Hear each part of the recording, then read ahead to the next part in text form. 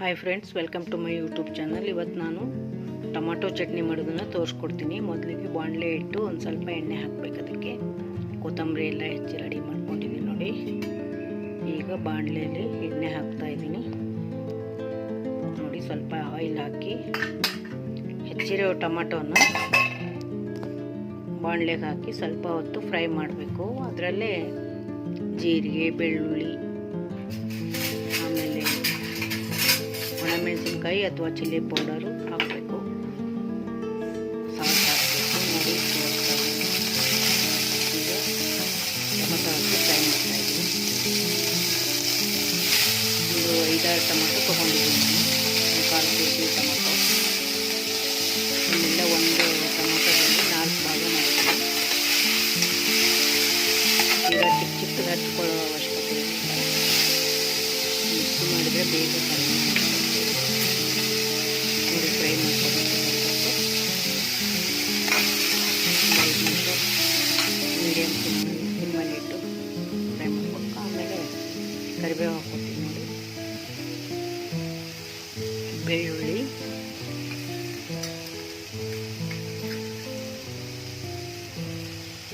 ನೋಡಿ, ಜೀರಿಗೆ ಹಾಕಿದ್ದೀನಿ.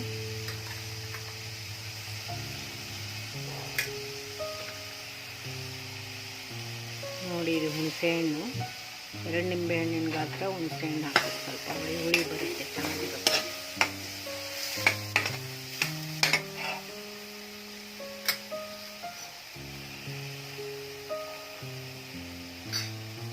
ಆಮೇಲೆ ಟೇಸ್ಟ್ ಬರೋಕ್ಕೆ ಸ್ವಲ್ಪ ಇದು ಸಾಲ್ಟ್ ಹಾಕಿದ್ದೀನಿ.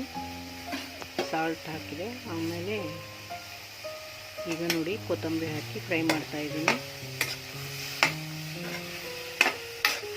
ಖಾರಕ್ಕೆ ಒಣಮೆಣಸಿನ್ಕಾಯಿ ಅಥವಾ ಚಿಲ್ಲಿ ಪೌಡರ್ ಎರಡರಲ್ಲಿ ಯಾವುದಾದ್ರೂ ಹಾಕ್ಬೋದು. ಒಣಮೆಣಸಿನ್ಕಾಯಿ ಆದರೆ ಒಂದು 4-5 ಹಾಕಬೇಕು. ಚಿಲ್ಲಿ ಪೌಡರ್ ಆದರೆ 1 ಟೀ ಸ್ಪೂನು ಅಥವಾ 2 ಟೀ ಸ್ಪೂನ್ ಹಾಕ್ಬೋದು ನೋಡಿ. ಬೆಲ್ಲ, ಇದಕ್ಕೆ ಬೆಲ್ಲ ಹಾಕಿದರೆ ತುಂಬ ಟೇಸ್ಟಿಯಾಗಿರುತ್ತೆ ಚಟ್ನಿ ನೋಡಿ. ಬೆಲ್ಲ ಹಾಕಿದ್ದೀನಿ.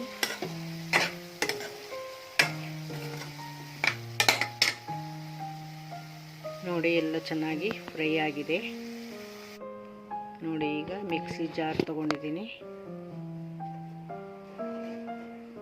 ಫ್ರೈ ಮಾಡಿದ್ದೆಲ್ಲ ಟೊಮಾಟೊ ಎಲ್ಲ ಕರಿಬೇವು ಎಲ್ಲ ಹಾಕಿ ಫ್ರೈ ಮಾಡಿರ್ತೀವಲ್ಲ, ಬೆಳ್ಳುಳ್ಳಿ ಎಲ್ಲ ಹಾಕಿ ಮಿಕ್ಸಿ ಜಾರ್ಗೆ ಹಾಕಿ ಸ್ವಲ್ಪ ಸುಡುತ್ತೆ. 1-2 ನಿಮಿಷ ಬಿಟ್ಟರೆ ಸ್ವಲ್ಪ ಆರಿರುತ್ತೆ. ಅವಾಗ ಮಾಡಿದ್ರು ಉತ್ತಮ. ಇನ್ನು ಜಾಸ್ತಿ ಸುಡುವಾಗ ಮಾಡಬಾರ್ದು.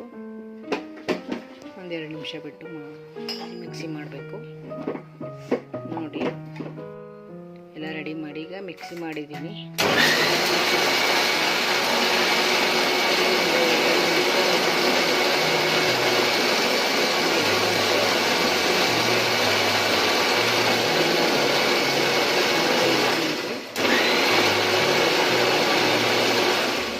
ನಿಮಿಷದಲ್ಲೇ ಚಟ್ನಿ ಮಾಡ್ಬೋದು ನೋಡಿ. ಆ ಮಿಕ್ಸಿ ಮಾಡಿಟ್ಟಿದ್ದೀನಿ ಒಂದು ಕಡೆ. ಈ ಕಡೆ ಒಂದು ಬಾಣಲೆ ಇಟ್ಟು ಒಗ್ಗರಣೆ ಕೊಡ್ತಾ ಇದ್ದೀನಿ. ಈಗ ಆಯಿಲ್ ಹಾಕಬೇಕು.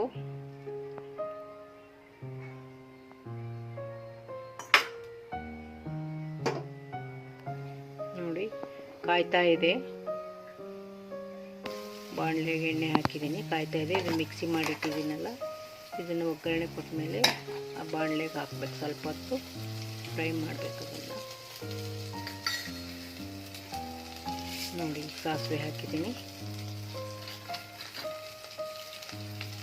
ಸಾಸಿವೆ, ಆಮೇಲೆ ಕರಿಬೇವು, ಒಂದು 4-5 ಒಣಮೆಣಸಿನ್ಕಾಯಿ ಹಾಕಬೇಕು.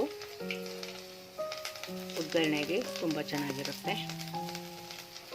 ಇದೆಲ್ಲ ಹಾಕಿದ ಮೇಲೆ ಆಮೇಲೆ ಮಿಕ್ಸಿ ಮಾಡ್ಕೊಂಡಿರ್ತೀವಲ್ಲ, ಮಿಕ್ಸಿ ಮಾಡ್ಕೊಂಡಿರೋದೆಲ್ಲ ಈ ಬಾಣಲೆಗೆ ಹಾಕ್ಕೊಂಡು ಸ್ವಲ್ಪ ಫ್ರೈ ಮಾಡಬೇಕು ನೋಡಿ. ಇವೆಲ್ಲ ಬಾಣಲೆಗೆ ಹಾಕ್ಕೊಂಡಿದ್ದೀನಿ.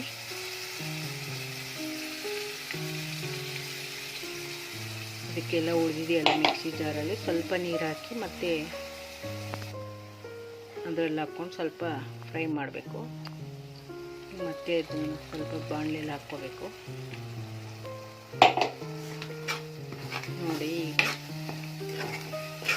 ಈಗ 2 ನಿಮಿಷ ಕುದಿಯೋಕ್ಕೆ ಬಿಡಬೇಕು. ಕಲರೆಲ್ಲ ಚೇಂಜ್ ಆಗುತ್ತೆ, ಫುಲ್ ರೆಡ್ ಕಲರ್ ಆಗುತ್ತೆ. ತುಂಬ ಚೆನ್ನಾಗಿರುತ್ತೆ ಟೇಸ್ಟಿಯಾಗಿ. ಇದನ್ನು ಅನ್ನಕ್ಕೆ, ರೊಟ್ಟಿಗೆ, ಚಪಾತಿಗೆ ತಿನ್ಬೋದು. ಅನ್ನಕ್ಕೆ ಹಾಕ್ಕೊಂಡು ಊಟ ಮಾಡಿದ್ರು ತುಂಬ ಟೇಸ್ಟಿಯಾಗಿರುತ್ತೆ. ಅನ್ನ, ತುಪ್ಪ, ಚಟ್ನಿ ಹಾಕ್ಕೊಂಡು ಊಟ ಮಾಡಿದರೆ ಬೇರೆ ಸಾಂಬಾರು ಕೂಡ ಬೇಕನ್ಸಲ್ಲ. ತುಂಬ ಚೆನ್ನಾಗಿರುತ್ತೆ. ನೀವು ಒಂದ್ಸಲ ಟ್ರೈ ಮಾಡಿ. ಇದುವರೆಗೂ ನನ್ನ ಚಾನಲನ್ನು ನೋಡಿದ್ದಕ್ಕೆ ತುಂಬ ಧನ್ಯವಾದಗಳು. ಹಾಗೆ ನನ್ನ ಚಾನಲನ್ನು ಸಬ್ಸ್ಕ್ರೈಬ್ ಮಾಡಿ. Thank you very much. ನೋಡಿ, ಒಂದು ಬೌಲ್ಗೆ ಸರ್ವ್ ಮಾಡ್ತೀನಿ. ಈಗ